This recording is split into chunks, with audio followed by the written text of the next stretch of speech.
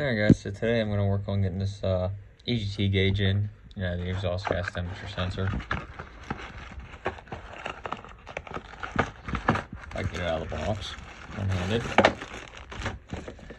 Yeah, that's it. So essentially, this hooks up to my MM3.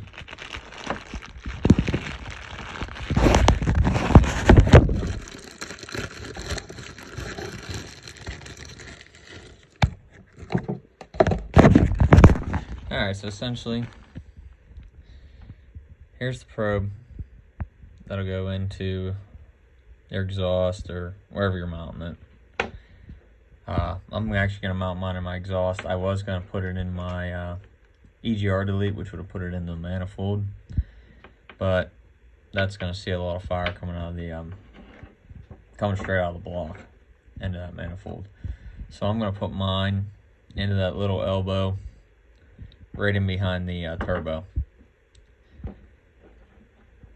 and I got a drill, a drill bit and a tap to put it in right behind the turbo there. But will go into that elbow. Obviously, you'll run this wire across your engine bay. This black box, obviously it's color coded. And then under my dash, I have the module for the MM3 that this little guy plugs into. It's a pretty quick, simple install. It's 1/8 inch pipe, and that's pretty much about it. So I gotta get my inner fender well out on the passenger side just so you can get right into that elbow, and you can drill it, tap it, and install it all right there. So I gotta take all the screws out, unplug my rock lights on that side, and start getting to work on it. Alright guys, so you see that elbow right there that already has what looks to be a sensor going into it. That is exactly the pipe I'm going to drill and tap into also. I'm just going to drill on this part of the side of it here and tap it and put that sensor into it. But the best thing I did was put these plugs on here to remove and install my rock lights, which I still gotta tuck this wire in and cover it up. I haven't figured out what I'm gonna do with these yet to cover them up. If I'm just gonna tape them or what I'm gonna do yet. But that was the best thing I did. I can remove and install them inner fender wells real easy. But yeah, this is piss pipe here, the one right after turbo, is the one I'm gonna drill and tap.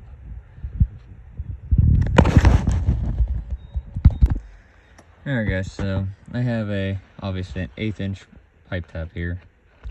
It actually calls for, I believe, an R bit. My local hardware store did not have an R bit, but I've been reading, and you can use a 5/16 drill bit. And you can actually buy these combos online, or some places actually have a combo with both bits. I think they're like 13-14 bucks. Total, I think I spent $13 or $14 at the local hardware store. So if you're planning on doing it and got some time, you can order them online, or like I said, I just went down to the local hardware store and picked them up. So I'm gonna mark where I want to drill that and start drilling it. Alright guys, so drilled my hole right there, which tap is kind of snug, which I actually have to go to the hardware store because my T-handle does not fit over that for some reason. Apparently all my tap sizes are smaller than this one, so I gotta go get a different T-handle, so I can't run the tap in. So I'll go get that so I can start running the tap in. Well guys, after running to a couple different places, nobody had the tap I needed, or the holder I needed, so I may have pounded it in with a hammer. Didn't damage the tap. I made sure I used my dead blow and did it on a wooden surface, but it didn't fit in there real well either. Got a little off whenever I was pounding it in. but it's probably going to be stuck in there forever. Luckily I have 2 of these holders and they're both the same size. Yeah, nobody had a bigger holder than this one. So, and the people at the one store, even the owner, had no clue that they made a bigger one of these. So I'm like, that's just great. So I'm gonna try to tap that. And my light just fell. Alright guys, so the hole is tapped. It was kind of a pain in the butt to tap. That is really thick metal. I actually think I broke an ear off my tap while I was doing it. But I got it done. The T-handle does not fit in there well.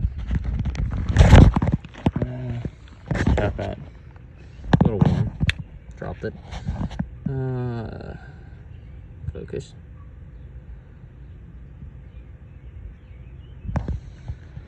First doesn't want to focus.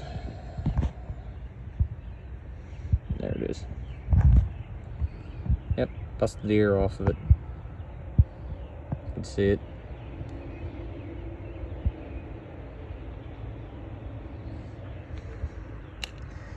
But there's the whole tap.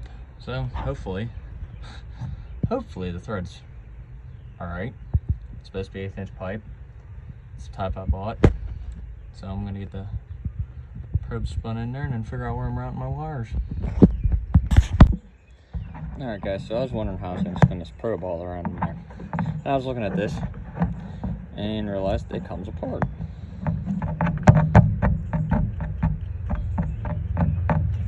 Slides off the end. You can thread this into your pipe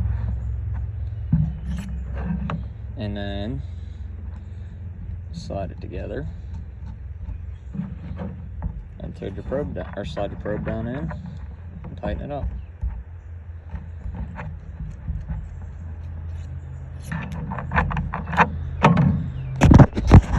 So then you don't have to worry about spinning the probe all around. Alright guys, so got the insert in and then I put the nut and everything on. Now I didn't crank on these, I just kind of a little over snug, because you crank on them you'll just eat the threads out of everything, which you don't want to do. Now earlier I said I drilled this with a 5/16. I did, and then I was having trouble running the tap in, which is how I broke the ear off that tap. So I was reading online, a lot of guys said they use a 5/16 tap. The tap gets real tight as soon as you start it. So this is a real thick piece of pipe here. It may work if you're just using a real thin piece of metal. So I was reading on a couple other things. A lot of people said that they used a 11/32 drill bit, which is like 2 sizes up from the 5/16. I drilled it with that 11/32. The tap started getting tight about, I don't know, halfway, 3/4 of the way into that tap, and it worked perfect. So depending on what size of metal or what thickness of metal you're drilling through, might depend on what drill bit you want to use. I mean, I'd say start with the 5/16. Try to tap it. If it doesn't work, step up to that 11/32, and then go from there. Because that's what I ended up doing. But now I'm gonna run this wire across, and I'll see if it reaches into the cab. If not, I'll have to just put that box outside the cab, which I'm hoping I don't have to do. Alright guys, so there's the probe. Goes straight up.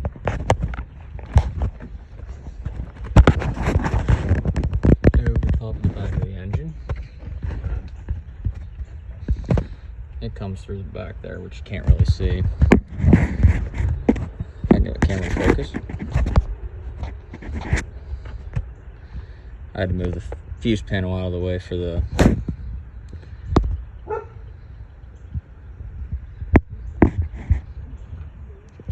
dang it, there my camera focuses. It goes in through the grommet on the inside of the firewall. floor mat. Don't mind the mess in here. I climb in here with dirty work clothes all the time. I need to detail the inside of my truck.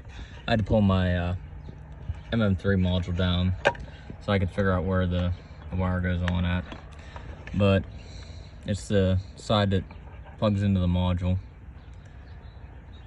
And you gotta watch, it's really hard to see, but there's like 2 lineup lines on each side of this, and they're on like the top. They're real hard to see. But I guess start it up and see if it works. Alright guys, so I tried to video this earlier and I could not find the EGT sensor anywhere on this. So I reset it and I finally found it on there. So now I'm gonna put it on the display screen and show you it. Alright, so we'll go into configure it. We'll get rid of this one that I never use, so I don't even honestly pay attention to it or what it is used for. If you get down here, you'll see MM3 EGT sensor. Oh wait, that was the wrong one. Dang it. One right below it. And then you have your options here to set your alarms and everything, which I'll play with them later. I'm not going to set them right now. I just want to make sure it works so I can put the truck back together. And save it. And it is right here in the top corner.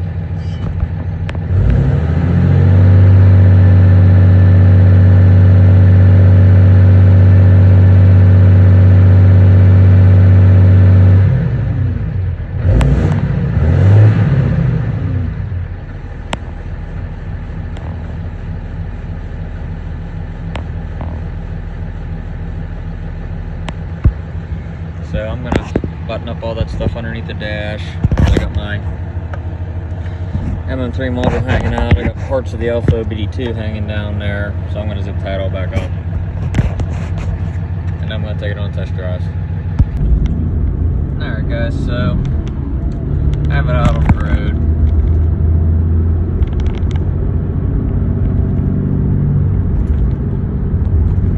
Right now I'm going down a hill. The next hill that I'll be going up the next hill, I'm gonna try to get a pull on it. I did turn the program up. I usually only run it on a 65 horse tune. I turned it up. I can't remember what the exact number is on it, 180 or something like that. I barely ever have it on it unless I'm screwing around.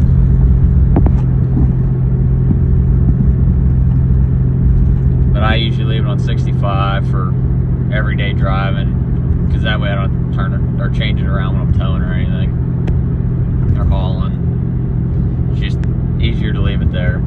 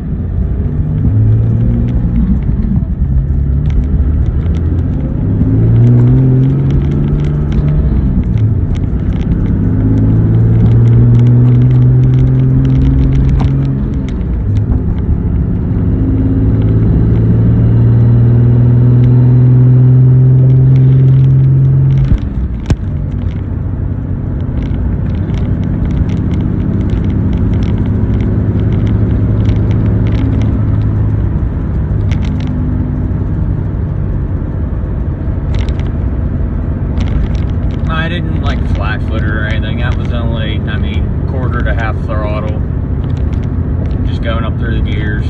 I hit, I think max was almost 900 degrees. And I mean, it smoked a little bit coming up over there. It wasn't a steep grade or anything, but it wasn't too terrible.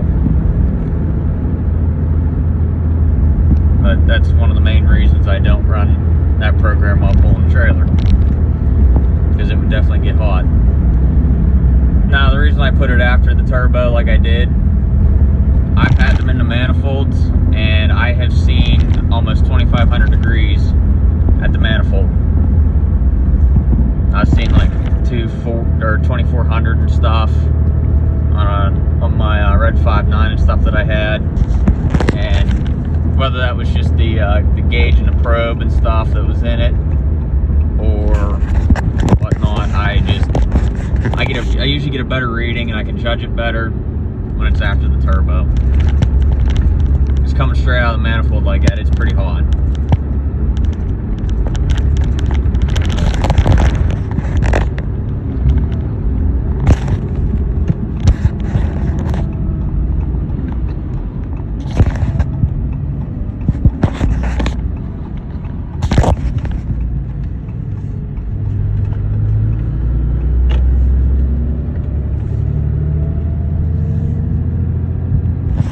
I have made it to Walmart. That was a pretty quick trip from my house to Walmart. So,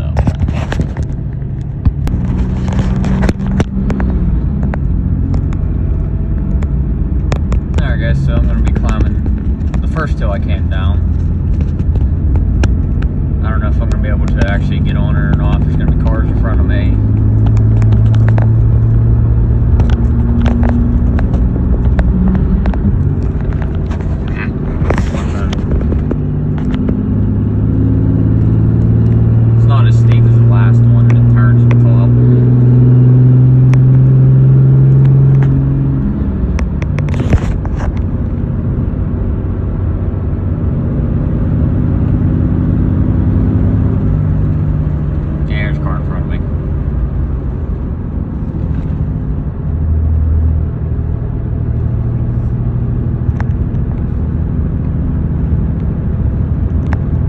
Yep, can only go so fast when there's cars in front of you. Gotta go to the gas station, get ice. Had to go to Walmart and pick up my daughter's birthday cake. But the probe seems to be working pretty good. I'll test it out pretty decently this weekend whenever I'm hooked to the camper. Well, technically next weekend since today's Sunday, but that'll probably be it for this video, so I'll see you in the next one. Thanks for watching.